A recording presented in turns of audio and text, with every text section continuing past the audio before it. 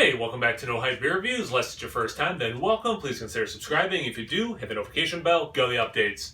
Really excited for today's video for a few reasons. One, it's a homebrew, which is awesome. I've done a decent number at this point. They're really, Bruno's over here. They're really fun to do.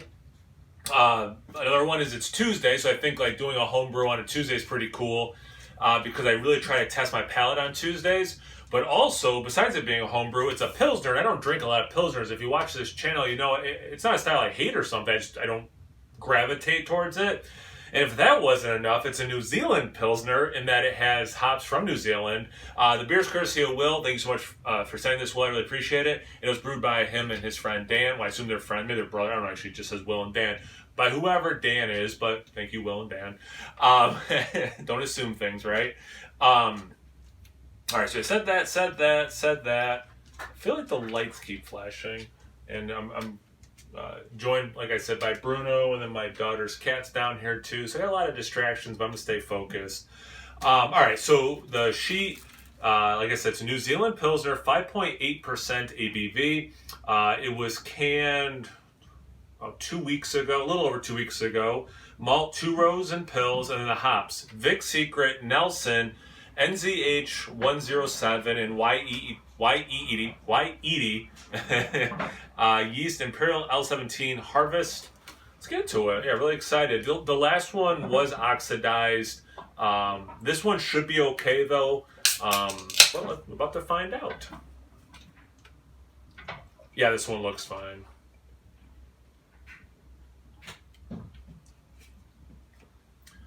So yeah, I mean, it looks like a Pilsner. It's clear. It's got a little, yellow hue to it, but just about just over a finger of barely off white head. Small bubbles. I mean, it really, like, if you were just to pour this blind, you kind of have to think somewhere in that Pilsner family. Looks beautiful. Let's get into the aroma.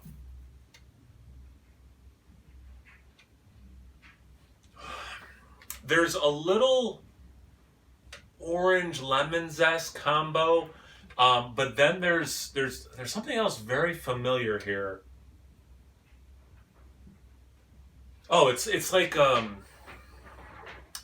apple, a whisper of apple. It's not too appley. It's not like it smells cidery or something like that. But there's a hint of apple.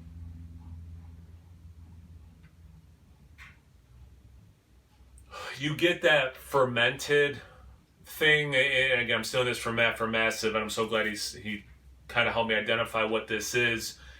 If you take the sourness out of kombucha, it's like what's left, that thing that's left, that fermentation, it has a little bit of that. It doesn't smell sour again. You're taking that part out of it. Now both animals are under my tripod, so I'm pretty nervous that they're going to bump into it, but we'll just keep powering through it. It smells really good. It smells like I think a Pilsner should smell.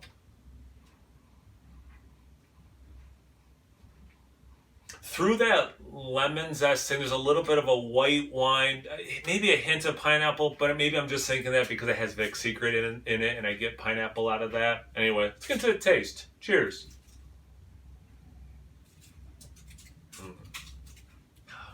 That is delicious. It's a little sweeter than I think Pilsners are. It's crisp.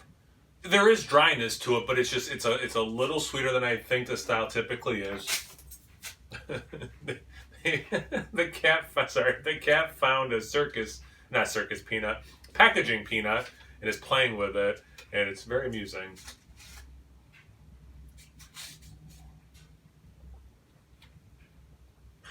I'm gonna stick to my guns and say I do get a little bit of pineapple in it. It's very trace amount.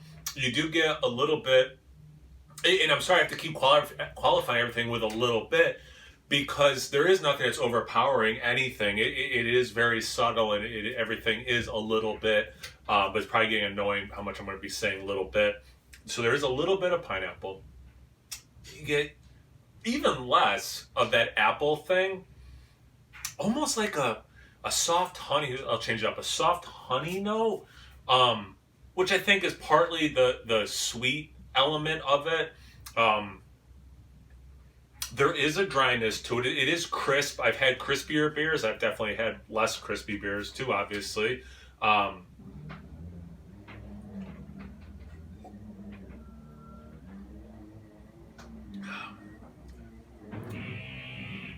Sorry, you can probably hear my wife vacuuming upstairs. I thought she was done or when it started.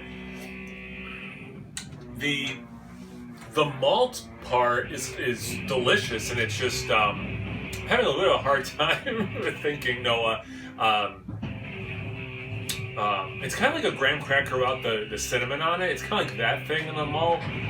It's delicious. That's about all I have to say anyway, so I'm going to wrap it up. Thanks again, Will and Dan. I'm sorry this devolved into a bunch of noise, but this is freaking delicious. I'm so excited that this one was not oxidized. It's delicious. Thanks again. Thank you guys for watching. Check out Instagram on tap. No beer reviews. I feel like this is being passive aggressive if she knows I'm doing a beer review. Anyway, cheers.